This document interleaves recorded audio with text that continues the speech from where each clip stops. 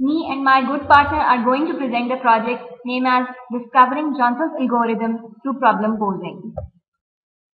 But before we tell you what Johnson's algorithm is, let's take a brief review of why shortest paths are needed. These are needed because they are required in a variety of domains, varying from simple postman to high-tech courier services, air companies, GPRS, GIS, internet, so on and so forth. But why time complexity is important when calculating shortest path? Because when it comes to sparse graph, considering internet as a connected graph and internet traffic routing is an absolute implementation of graph theory. So we need more and more faster algorithms to update the routing tables and take routing decisions in real time. Also considering scenarios like rescue 1112 where the need for making quick and faster decisions become more and more critical. This table lists single source and all pair shortest path, naming Dijkstra, Bellman-Ford, slow all pair, faster all pair and fluid Gaussian, along with their time complexities. These time complexities represent a graph or for a graph that consists of p vertices in q edges. However, we cannot calculate shortest path if there is negative rate cycle in the graph.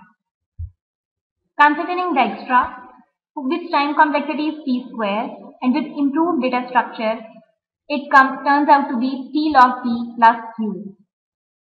So, what about if we apply Dijkstra t times? So the resulting time complexity will be much less than that of fluid Gaussian, and we get all pair shortest paths.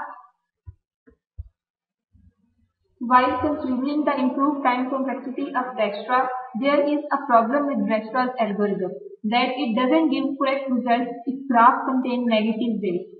But there is another algorithm, that is Bellman-Ford.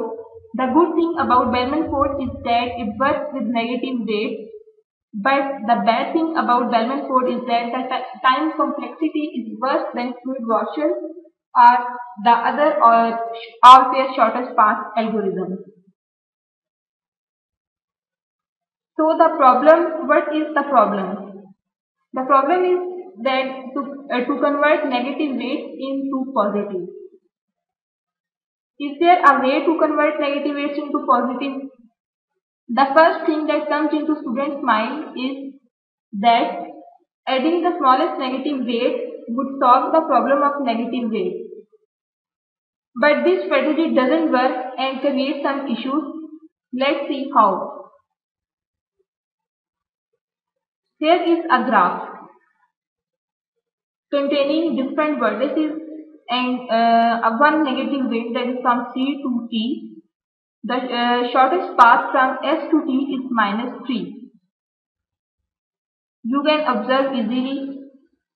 Now if we add 10 to all the edge weights, the new graph will be this. Can we observe any issues in this new graph? Yes. The path has been changed. Now the path is from S to A to T with the total weight is equal to 22. So what are the objectives that we want to achieve? The relative distances should not change while converting negative weights into positive. There is an algorithm that is called Johnson's algorithm. Johnson's algorithm works with negative weights, but it converts negative weights into positive and then uses Dijkstra's algorithm to find the shortest path, all pair shortest path. It actually used Bellman-Ford to detect negative weight cycle in the graph. If it contains, then it simply terminates. Then it used the negative weight, then it used the Bellman-Ford results to convert the negative weights into positive by using an innovation. We will see later that what that innovation is. So the problem of learning in the negative weight cycle is that the students perceive the problems of making negative weights into positive as a scaling problem. That is, if we add the least smallest negative weight to all the edge weights, it simply will convert all the edge weights into positive. But we have seen that it doesn't work. and it will change the relative path of the graph.